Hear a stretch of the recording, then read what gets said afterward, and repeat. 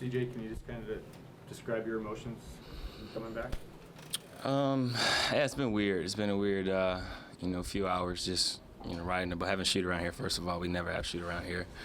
But outside of that, I think it'll be a good time tonight. It'll be fun to play here, and for the fans as well. I think it'll be a nice situation for everybody involved, and it was nice to be at home last night. What kind of emotions your first time just walking on the court, for shooting around, kind of looking around? I was just weird, man. Like just the whole situation. Like obviously players get traded all the time, but coming back, you don't. I had never been in the visitors' locker room before, so that was unique. You know what I mean? Just some of the setting in which you usually operate the other way. Was just unique, and then my teammates just make it more weird, saying stuff. But it's cool. It's a part of the game, and I'm looking forward to getting through the game tonight. What was it like when I think when we came in and like Larry and Jose and everybody starts.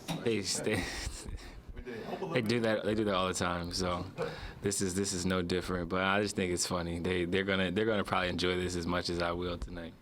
Is it gonna be a little bit maybe weirder that Dame and Nurk, those guys aren't gonna be like in the game? Yeah, not as fun. Not as fun. Won't be as fun, but they'll be back eventually. CJ, when you walked in, were there any memories of certain games or moments that came back? I think I just remember my first time coming here. You know what I mean? The press conference I did right here with Neil and Terry. So you just get those types of memories, those types of flashbacks. But Terry actually texted me this morning. But it's something that I'm looking forward to, and also looking forward to putting it behind me, so I don't have to keep answering questions about it, and we can kind of move forward in the next direction. But it'll be a good time. It'll be good to see a lot of familiar faces, a lot of staff, a lot of people that work within the Blazers organization. It'll be nice. I got some friends and family, some business partners coming out tonight, so that'll be cool. Is there a way that you look at this as closure in any way? Yeah, this is the final. This is the final closure. I had closure before I left. Honestly, having the conversations and being able to talk to some of my teammates, and obviously I still talk to them to this day. Still talk to the staff. It'll be good to see Chance. We can talk about our teams. The changes our football teams made, and just kind of catch up. And then it's back to business. Get the win and get out of here and get on to the next city. But yeah, this is the final step, and I kind of this is going to happen at some point. But it's good that there's happy emotions as opposed to the opposite. And it was I like to call it a happy breakup. You know what I mean? Where you're not bitter at your ex. Can you explain why it was a happy breakup?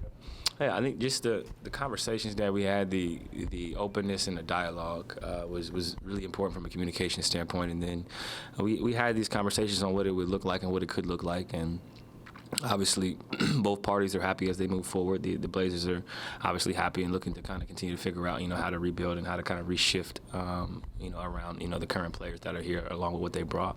And for me, I'm in a good position. I'm in a happy situation where I'm able to help a team and play a unique role on this team. So I think that's kind of what we wanted, what we envisioned. We felt like this could be, good for all parties, and there was no need for it to, go south or go sour after the relationship that we built. Larry, would you like to come and speak as well? No, I'm just listening. You guys know this guy's top 5 all time. Top five. CJ, have you had a chance to reflect on legacy here and what this place has meant to you, what here and everything? Honestly, not really. It happens fast, and then you kind of refocus and figure out your next objective on your next team, and that's kind of where I've been at. I think I'll maybe more so look back some tonight, but more so in the off season and when I'm spending time here and doing different things with my wine business and my family. That's probably when I look back. When I go to some of the places that I've gone to the last 9 years. When I go to the Boys and Girls Club, Justin Tucker actually sent me a picture. He was at the Boys and Girls Club yesterday, and they had like a little painting, a little mural of me, like just some of that stuff. I think that's that's the cool part of being in the city. So on the basketball is what it is, but the stuff that you do to impact others, I think that's really cool to kind of see, and a lot of the kids still remember me from going and being a part of some of their development. Will you allow yourself a moment to soak it in tonight, you know, when you hear your name? Yeah. That type of thing? Yeah, I will. You know, I'll enjoy the process in the moment. This is a, you know, as they say, hopefully a once in a lifetime. You know what I mean? Playing for a team for so long and then coming back and having happy memories, happy moments, and fans appreciating what you do and how you kind of did it, and me appreciating the organization and the fans. I think that'll be great. We'll enjoy it, and I'll try to take it in and, you know, stay focused and locked in on what I came here to do, and then we'll move forward. Shifting to basketball, how nice was it to have Brandon back in the lineup? Yeah, I told him he milked it. You know, he took a page out of Bron's book. But no, it's good to have him back. It's good to see him, you know, healthy, playing at a high level. Obviously, you know, he's efficient. He's in fact 25 minutes. He was getting right to it. Looked like he had, you know, hadn't missed a game, and he's a very important part of our team, part of our offense, but also makes the game easier for me and the rest of the guys. So we're looking forward to having him back, you know, and continue to make this push. CJ, what are the loose ends been like for you, like with Elise and your Yeah. son? They were actually in New Orleans last week, so that was good to see them. That was nice. Gave her a bit of a break, gave me a chance to be with them and go on some dates and stuff like that. They'll be here. Well, my son won't be here tonight. My wife will be here. My mom. So she's still living here? She's still here. Yeah, we'll keep our house. She's still here. She'll transition out in the fall. I'll be back here when the season's over and do some stuff I have to do in the community and for my businesses, and I will transition full time to New Orleans and in the fall probably. She actually has a job out here that she'll work throughout the summer.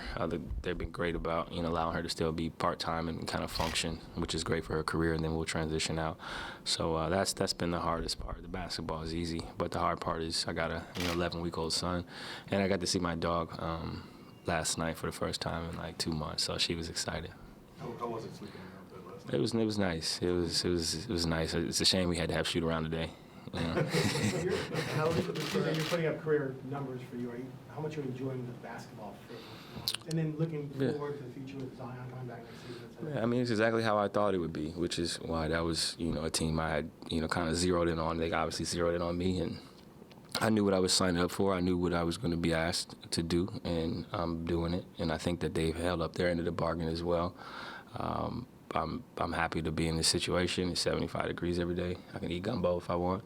Southern cuisine, they got French wine, which is nice. But the basketball has been great. It's been an easy transition. Learning the plays was the tough part, and then learning personalities and spacing and where JV likes the ball at, you know, what plays to call for certain guys and all that stuff. But I've been playing for a long time, so I'm able to adapt quickly and be myself in any environment.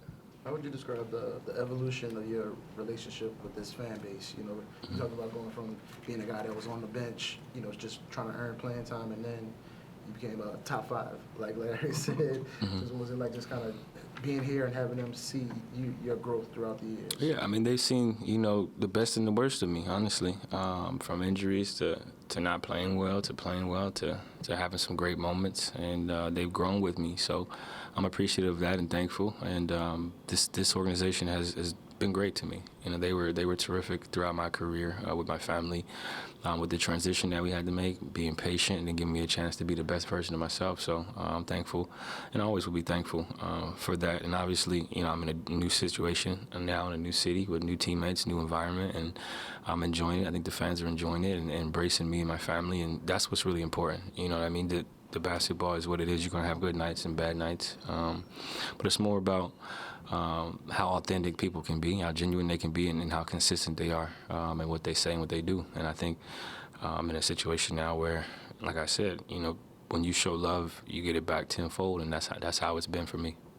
CJ, when the trade happened, can you describe how deep the emotions went with you? I mean, is that something where you tear up and cry, or No. were you long come to peace with it? No, I was at peace 2 months before I was traded. I was at peace. Kind of knew what was going to happen. Just being honest, I seen the business. I know how it works. Once Neil was let go, I seen the writing on the wall, and where we were kind of trending. You know, Dame obviously eventually shutting it down. Like, you kind of see like where this is heading. And obviously I've never really been a part of losing, you know, to that extent.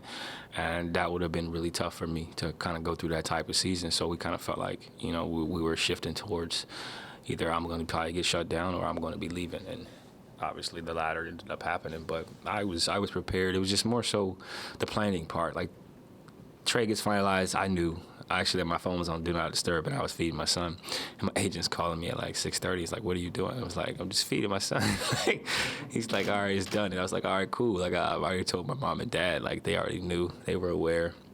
I told Chef Joy, I was like, "This is probably what's going to happen." And I kind of prepared my family. But then it was like, "All right, when do I have to leave?" And I was like, "Little man is only 3 weeks in 4 days." You know what I mean? His 4-week appointment is next week, so I wanted to stay for that. So that was cool. I stayed for that, and I flew out afterwards. But that was just the hard part, like leaving my little boy, leaving my wife, and like, what's that going to look like? How do they transition to New Orleans? When do they transition? Pediatrician.